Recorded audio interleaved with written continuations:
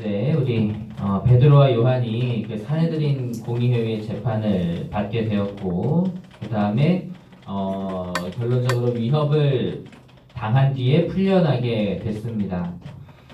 제자들은 이제 자신들을 위해서 기도하고 있는 그 교회 성도들에게 알립니다. 얼마나 많이 놀랬겠어요? 그런데 그들이 성도들에게 무엇을 알렸을까요? 어떤 내용을 알렸을까요?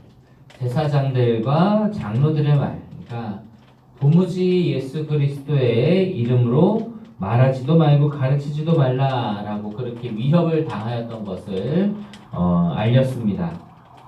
예루살렘 교회에는 처음으로 전해진 불길한 소식이에요.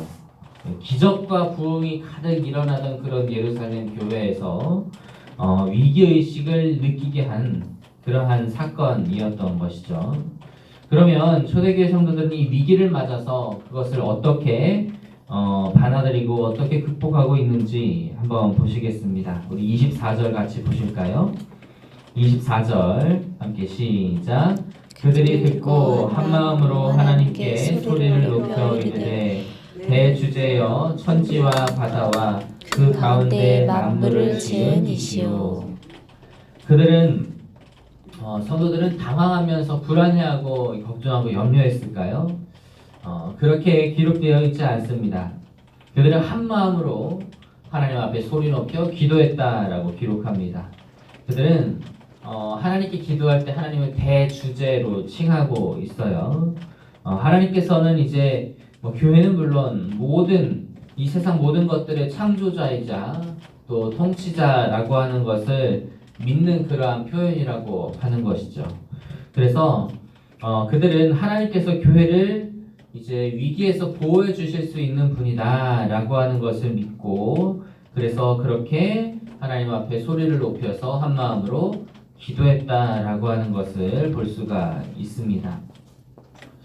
여러분, 우리는 위기를 당하면 어떤 반응을 먼저 보이고 있는지 한번 되돌아봤으면 좋겠어요. 눈에 보이는 문제에 급급해서 사람들에게 이 사람 저 사람에게 먼저 도움을 청하거나 아니면 세상적인 그러한 방법들을 동원해서 그래서 그 문제를 해결하려고 하는 것은 아니었는지 다시 한번 생각해 봐야 합니다. 그런데 그렇게 해서는 사실 우리의 근본적인 문제들은 해결이 되지 않습니다. 그래서 우리 그리스도인들은 하나님 앞에 간구하고 하나님 앞에 도우심을 구할 수 있는 그러한 사람들이 되어야 합니다.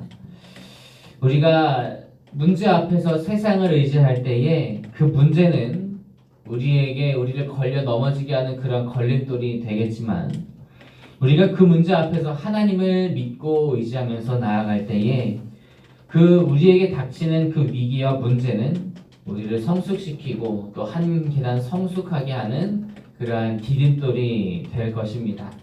그래서 문제 앞에서 하나님께 기도하고 간구하며 그래서 믿음으로 해결하며 나아갈 수 있는 저희 여러분 다 되실 수 있기를 주님의 이름으로 축복합니다. 아멘.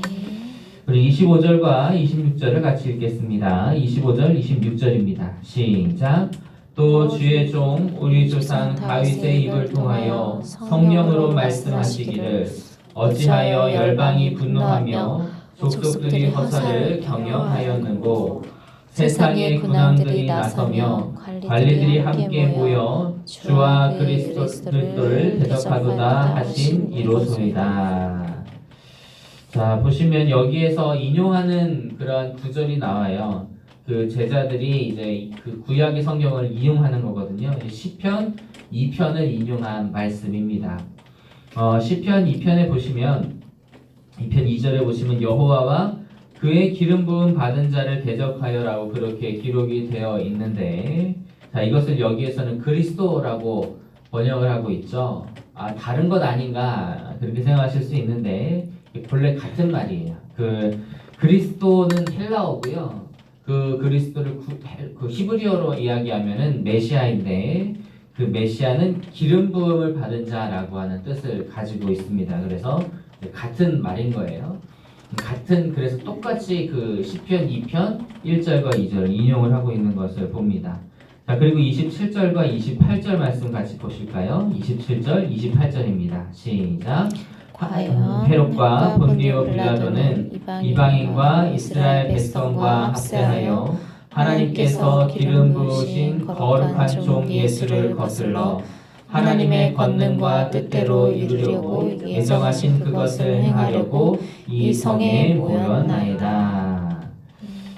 제자들은 시편 2편의 말씀에서 그 세상의 군왕은 헤롯, 관리는 빌라도로 그렇게 생각을 하고 보았어요. 그래서 그들은 예수 그리스도를 대적하고자 합세했습니다. 힘을 합쳤는데 그건 모두가 다 28절의 말씀대로 하나님의 권능과 뜻대로 그것을 이루려고 예정하신 것이었다라고 그렇게 말하고 있습니다. 그러니까 그 모든 그러한 세상의 대적들도 하나님의 섭리 가운데 있었다라고 그렇게 이야기를 하고 있는 것이죠. 그래서 이미 다 모든 것이 하나님의 뜻대로였기 때문에 그 모든 것을 주관하시는 분이 하나님이시기 때문에 초대교회 성도들은 대주제이시고 모든 것을 주장하시는 하나님 앞에 이렇게 믿음으로 간구하게 되는 거예요. 그 믿음의 간구를 29절과 30절에 기록되어 있는 것을 같이 읽도록 하겠습니다. 29절 30절입니다. 시작. 주여 이제도 그들의 위협함을 굽어보시옵고 또 종들로 하여금 담대히 하나님의 말씀을 전하게 하여 주시오며 손을 내밀어 병을 낫게 하시옵고 표적과 기사가 거룩한 종 예수의 이름으로 이루어지게 하옵소서 하더라. 아멘. 성도들은 기도할 때요, 대적들의 그런 위협함이 사라지거나 대적들이 없어지거나 아니면 고난을 당하지 않게 해달라고 그렇게 기도하지 않습니다. 오히려 그럼에도 불구하고 담대히 하나님의 말씀을 전하게 해달라고 그렇게 말하고 있어요. 왜 그럴까요? 믿음을 지키기 위해서 당하는 그런 고난은 그런데 하나님의 은혜를 더욱 풍성하게 하는 그러한 길이기 때문에 그렇습니다. 고난을 당할 때 우리의 믿음은 더더욱 굳건해지고 우리의 신앙은 더욱 깊어집니다.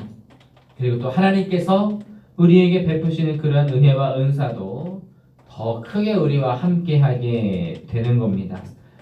그래서 우리는 고난을 피하게 해달라고 기도하기보다는 고난과 정면 승부하여 승리할 수 있게 기도해달라고 기도하는 것이 우리에게는 더 유익이 되는 일입니다.